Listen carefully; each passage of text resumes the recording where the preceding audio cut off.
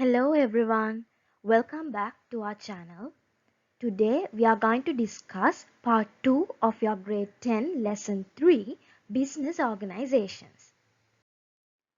Okay, so in the previous video we have discussed about the basic information on the type of business organizations, and we have discussed about three types of business organizations, which are sole proprietorships, partnerships and incorporated companies.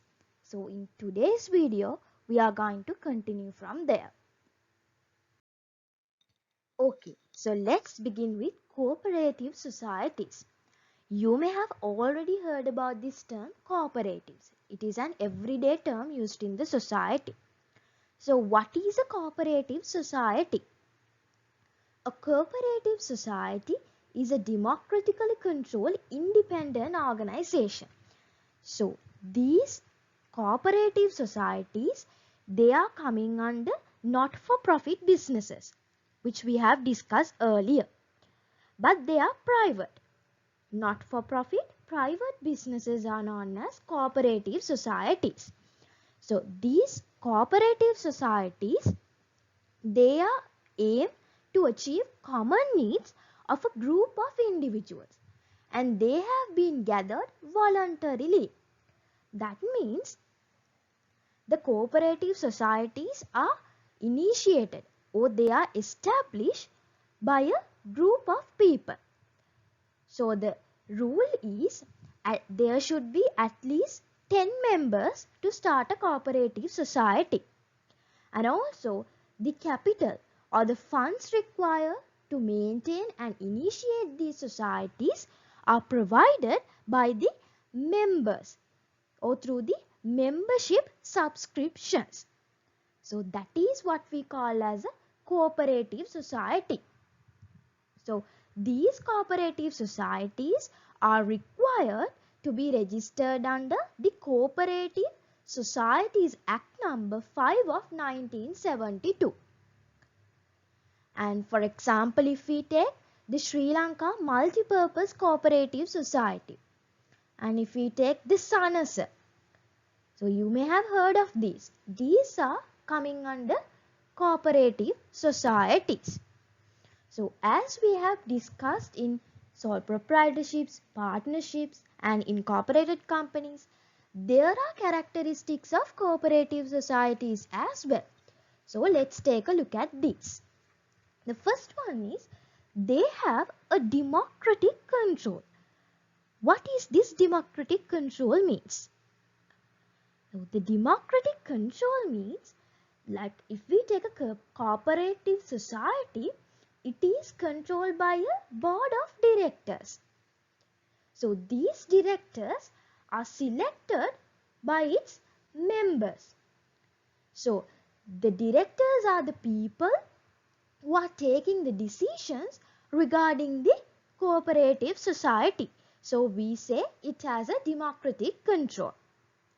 The second one is voluntary and open membership.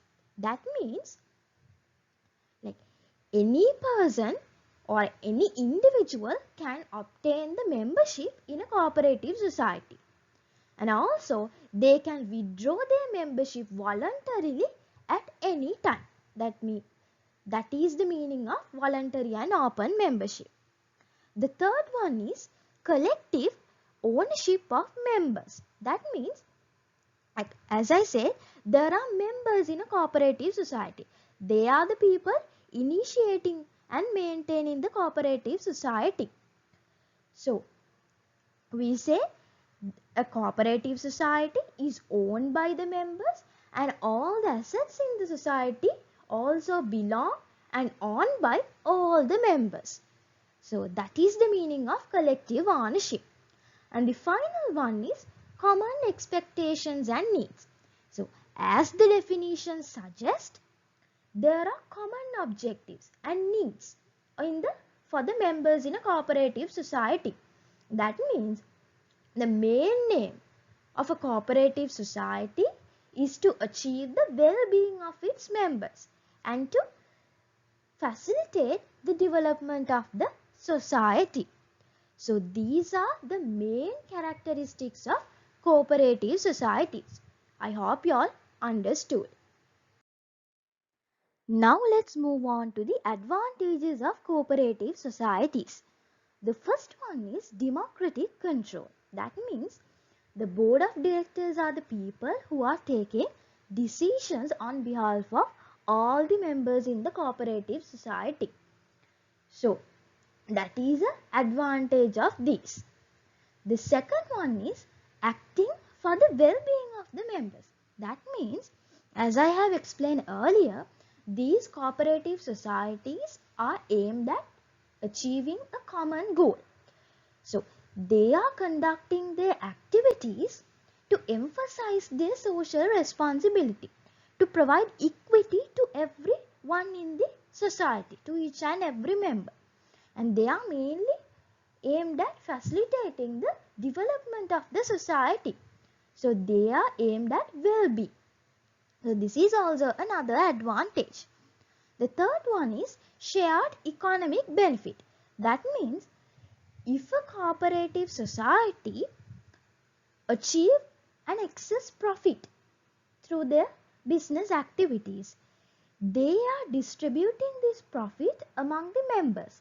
They may be using different criteria or different forms, but all these profits are equally distributed based on the forms, equally distributed among the members. So that is another advantage. And also apart from this, the government also provide different incentives for conducting these cooperative societies, because they are mainly targeting the well-being of the members as well as well-being of the society, facilitating society development. Okay, so moving on to the disadvantages of cooperative societies, the first one is limited capital.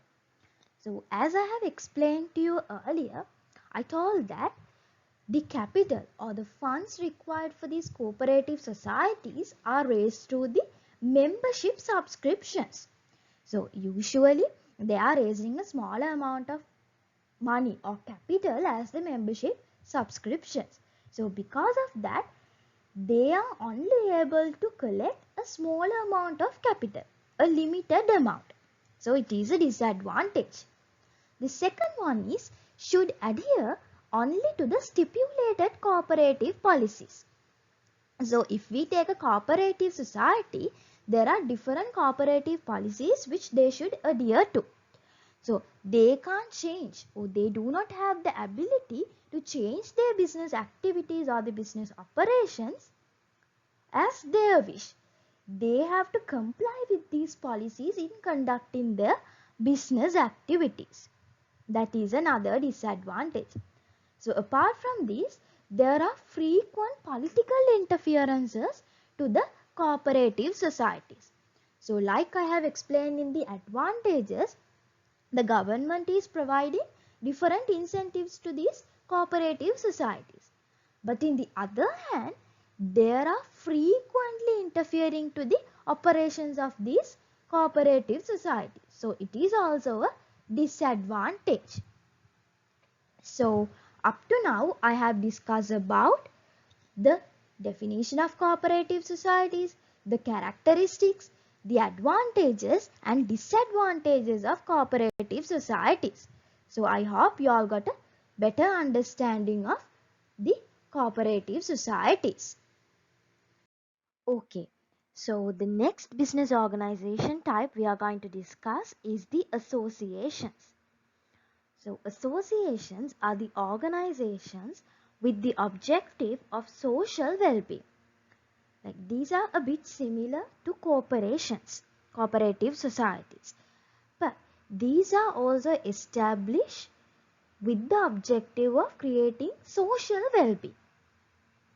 These associations are established specially in order to achieve well-being of the members, to accomplish a community service or a charitable activities. Some of these associations are established for community services. Some are for charitable activities, for the members' well-being. For example, if we take sports clubs, the farmers association, these are coming under associations. So that is what we simply mean as an association. There are several characteristics of associations as well. The first one is not compulsory to register. So even for the cooperative societies, there were several regulations, but for the associations, they are not compulsory to register. No, not much regulations for associations. The second one is easy to initiate. These are also very easy to establish. And the third one is focused on the welfare of the members. So these are established with a collection of people, with a collection of members, and it is mainly focusing on the welfare of the members. And the fourth one is capital contribution done by the members. Similar to the cooperative societies, the capital contribution of the associations are also done by the members of the associations. Okay, moving on to the advantages of associations. The first one is easy to initiate, because this is initiated with the organization of the members. So not much capital is required, no much regulations, not compulsory to register. So because of these reasons, we say that it is easy to initiate. The second one is beneficial to the members, because the main objective or the main aim of association is to provide social well-being, provide welfare of the members. So it is very beneficial to the members. So those are the advantages of associations. Disadvantages of associations include fraudulent activities may happen, like there are no policies, there are no much regulations guiding these associations. Because of that, many fraudulent activities may be happen through the members. And also it is complex to make decisions. Because there are no policies, because there are no regulations, because all the members are involved in the decision making process, it is very complex to make decisions in an association. So with that, we have completed discussing about association, and under this we have discussed what is an association, the characteristics of associations, and advantages and disadvantages of associations. Okay, so now let's discuss about state corporations.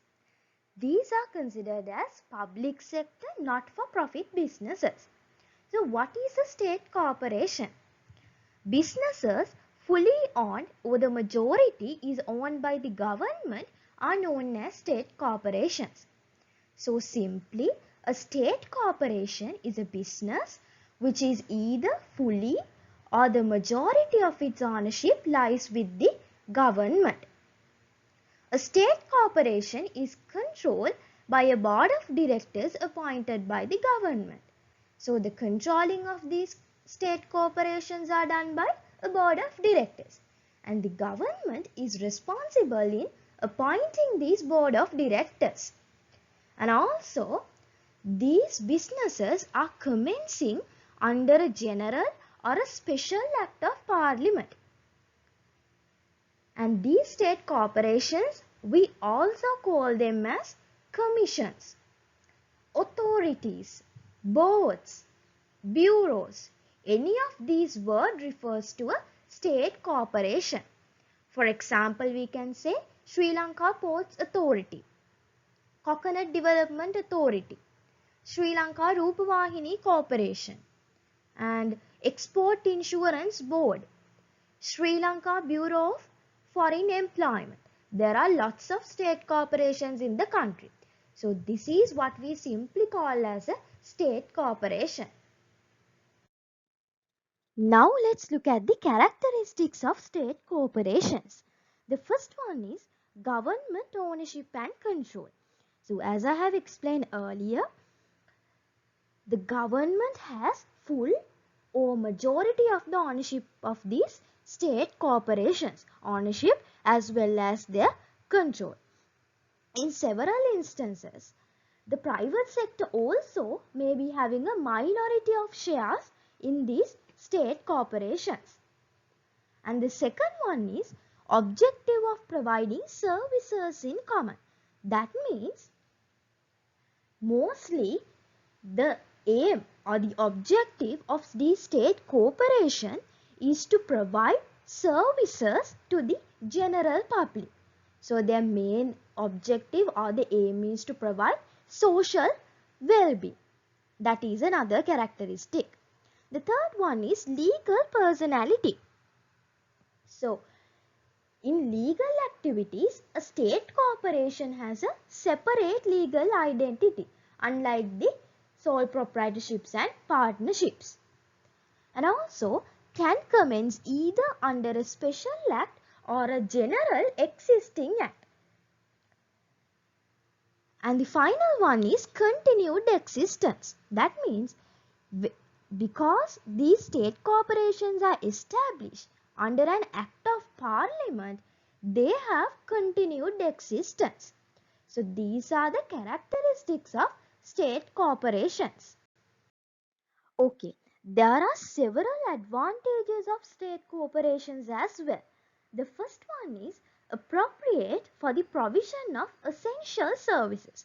That means they are mainly targeting the social welfare or the social well-being.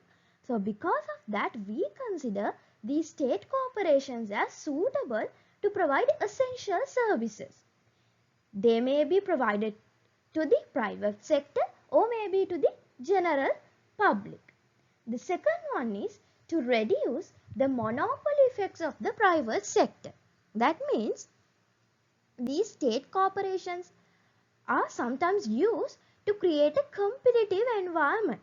With that, they are able to reduce the different unfavorable influences from the private sector monopolistic businesses. Like if we take Sri Lanka Transport Board, like that. And the third one is profits owned by the public. That means when a state corporation earns a profit, a portion of this profit will be credited to the consolidated fund of the government so that it will be used for the beneficial of the public. That's another advantage. And also the basic purpose of this state corporation is social well-being. So these are the advantages of state corporations. There are several disadvantages of state corporations as well. The first one is absence of independence in decision making. That means the government is interfering in the decision making process. So there is no independence. And the second one is need to adhere to financial regulations of the government. That is also another disadvantage. The third one is difficult to establish.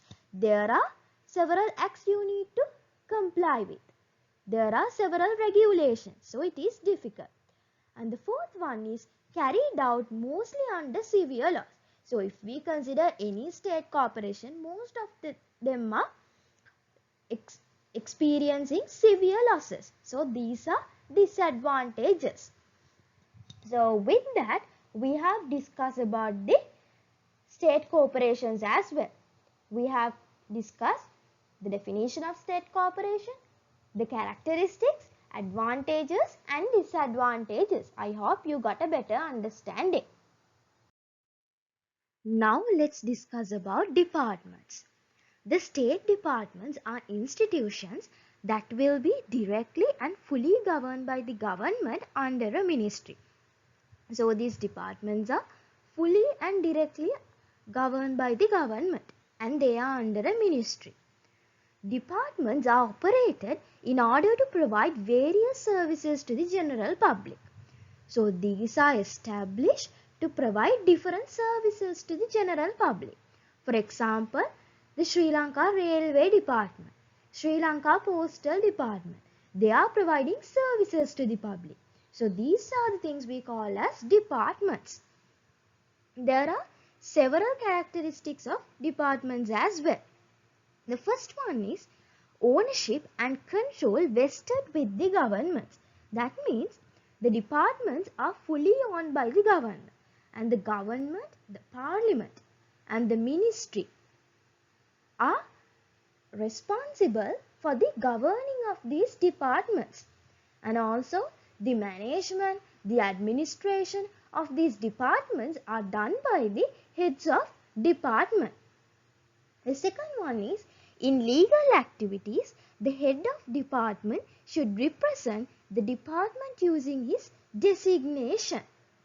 That is another characteristic. The third one is continued existence. That means because the government is directing this, because the government has different rules and regulations regarding this department, it has a continued existence. And the final one is funded by the government. That means the required funds to carry out the functions of the department is allocated through the annual budget of the government. So these are the characteristics of state departments. Okay, there are several advantages of state departments. The first one is, the departments provide essential services to the public that will not be otherwise provided by the private sector. So mostly the services provided by the state departments are not available through the private sector. And the second one is, the departments will handle long-term development activities which require a large amount of funds. And also the activities which are carried out by these departments are long-term development activities. So they require a large amount of funds.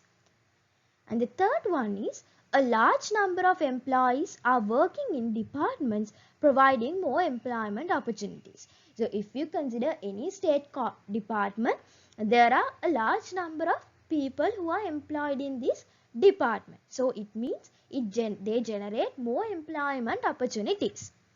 And the final one is, the departments provide services for the well-being of general public without a profit motive.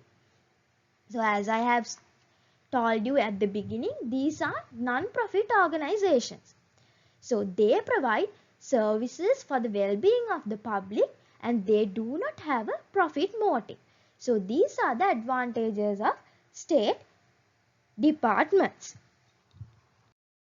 And now let's discuss about the disadvantages of departments. The first one is, the decision making will be delayed due to the approval required from the parliament and the respective ministry. So if we consider the departments, their decision making is always delayed because they have to go through the parliament and they have to go to the respective ministry. So it takes a longer period. The second one is, the department have to conduct activities in accordance with the provisions in government financial regulations, establishment code and different circulars. That means if we take a state department, there are different rules, regulations, acts they have to comply with. So they have to conduct their businesses, they conduct their activities according to this. So it is also a disadvantage. The next one is inability to set up easily. So these state departments, they require a large amount of capital. So because of that, and also they have lot of regulations they have to comply with. Because of that, it is unable to set these departments easily. The fourth one is most probably loss making. Similar to the corporations and the corporations, these state departments as well as they are also loss making most time, and also a large number of workers employed. So this is an advantage from the employee's point of view, but from the department point of view, this is a disadvantage. Large number of workers means large number of salaries and wages. So it is a disadvantage for the departments. So these are the disadvantages of departments. So with that, we have discussed about the state departments, the definition, characteristics, advantages and disadvantages. So I hope you got a better understanding of this.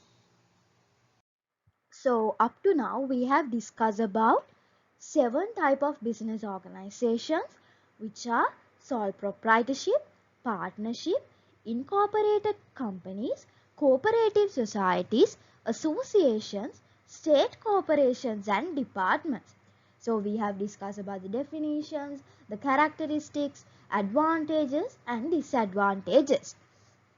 So in this slide you can see that I have developed a table. So when you are going for the exam, what you have to do is fill this table based on the characteristics of the mentioned organizations. So I have categorized the characteristics as ownership, the capital supply, the liability, management, legal personality and the continuity.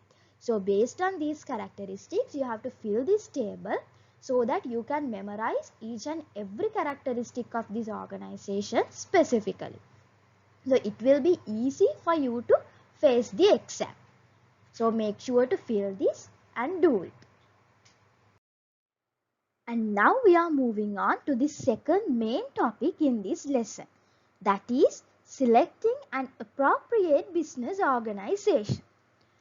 So when selecting an appropriate business organization, there are some factors which should be considered by the businesses. We are categorizing them into 3 main factors. Those are based on the objective, based on the scale and based on who will perform the management activities. So we are going to discuss these in detail in the following slides. Okay, so first we'll discuss about selecting a business organization based on the objective. So when we consider the business organizations, there are different types of objectives affecting them. So we are considering main 2 objectives, which are profit objective and social welfare objectives. So in the profit objectives, so if we consider many businesses, most of them are operating and doing their businesses to earn a profit. Their main objective is to maximize their profits. So if we consider businesses like sole proprietorship, partnerships, incorporated companies, the state companies, these are the types of business organizations who have a profit motive to earn profits. And when we consider social welfare objectives, there are several business organizations who are fulfilling human needs and wants. But while doing that, they are concerned on the social welfare as well.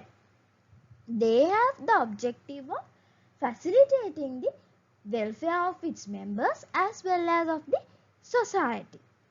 So, for example, if we take the state departments, cooperative societies, the associations, the clubs such as sports clubs, so they are operating with the social welfare objective. The second classification is selecting a business organization based on the scale.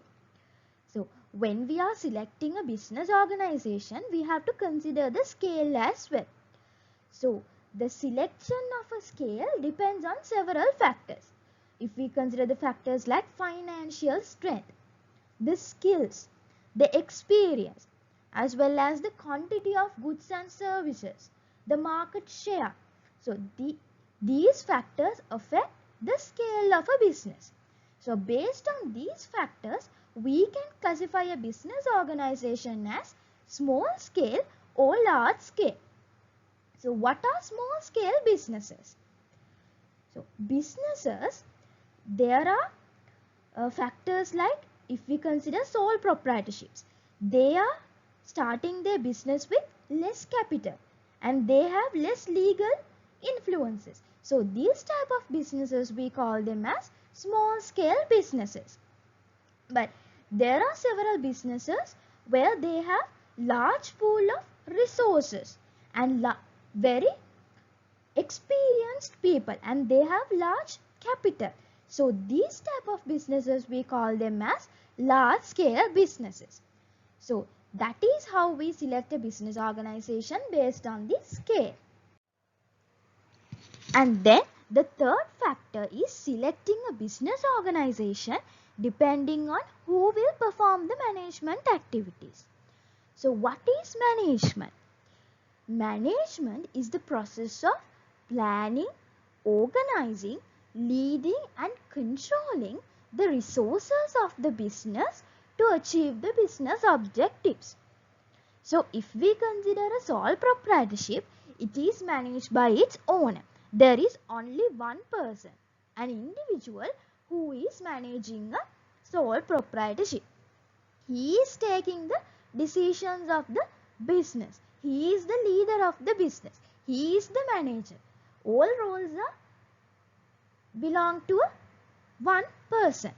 So, as the owner, he has the freedom to take decisions regarding resources of a business. So, if a business is expected to be managed by a group of individuals, maybe 2 or more people, so it could be a partnership or an incorporated company. So in a partnership, partners are taking the decisions. In an incorporated company, the board of directors have the responsibility to take decisions like that. So this is the method of selecting a business organization depending on who will perform the management activities. So with that, we have discussed about the selection of an appropriate business organization based on the objective, scale and based on who will perform the management activities. So I hope you got a better understanding.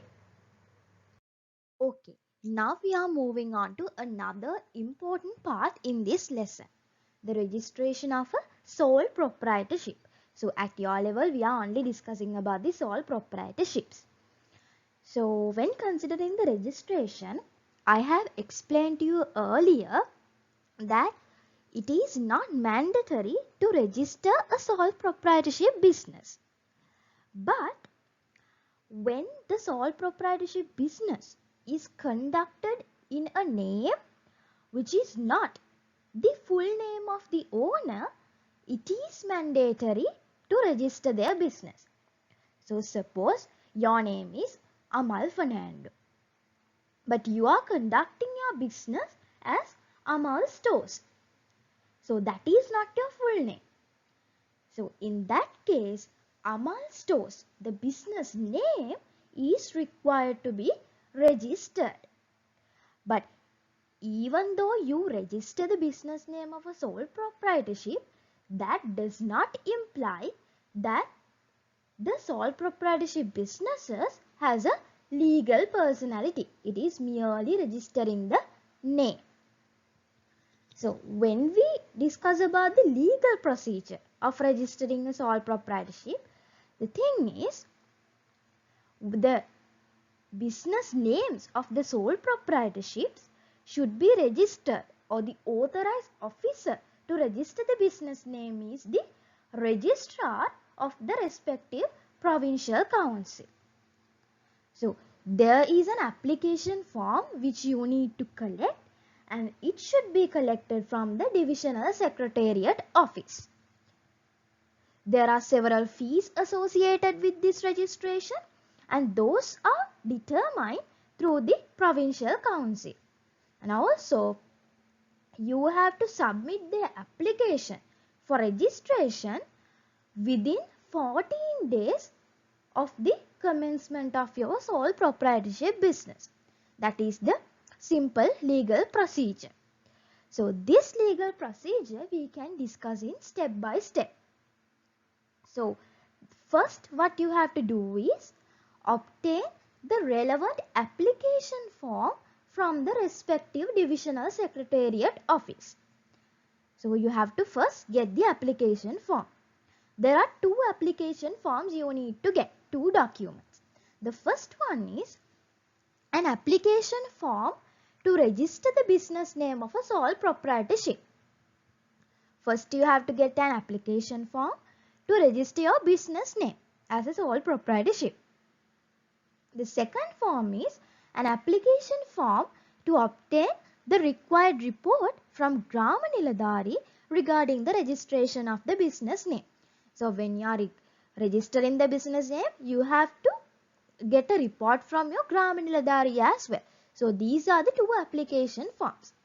The second step is handing over the certified report of Grama Niladhari and the duly completed application form along with the registration fee to the divisional secretary. Then you have to complete the forms and get the report from Grama Niladhari, and you have to submit these to the divisional secretary along with your respective registration fees. And the final step is, after considering the above documents, the divisional secretary will issue the certificate of registration of the business name. It is required to display this certificate at the business place. So, when you submit all these applications, the divisional secretary will go through these applications and he will issue the certificate of registration of the business name. And you need to display this certificate at a business place that you have registered. So those are the simple legal procedure of registering a sole proprietorship. There are several advantages of registering the business name. So let's look at these advantages. The first one is provides an identity and recognition. That means when a business is using or it is registered under a business name, we can separately identify it from the other businesses. So it gets identity and it can be recognized by everyone. The second one is provides an ownership of the business name. That means the business name is registered under the name of the owner. So through this, it ensures the ownership of the business name. This business name is owned by you, like that. The third one is provide a qualification to obtain incentives given by the government. That means the government is providing different types of incentives for the businesses. So if your business is registered, your business will be given priority when providing such facilities. Your business will be prioritized if you are registered. And the final one is easy to obtain loans. That means the financial institutions who are offering loans, they have a higher trust on businesses which are registered. So these lenders, they prefer to supply loans to such businesses. So it will be easy for you to obtain loans if your business name is registered. So these are the advantages of registering the business name. So with that, we have come to the end of part 2 of third lesson, business organizations. So in this lesson, we have discussed about the basic information on the type of business organizations, where we have discussed about 7 types of business organizations. And then we discuss about selecting an appropriate business organization under 3 criteria. And finally, we have discussed about the registration of a sole proprietorship. So I think through the part 1 as well as the part 2 of this lesson, you have get a better understanding. So see you guys soon in our next video for your lesson 4.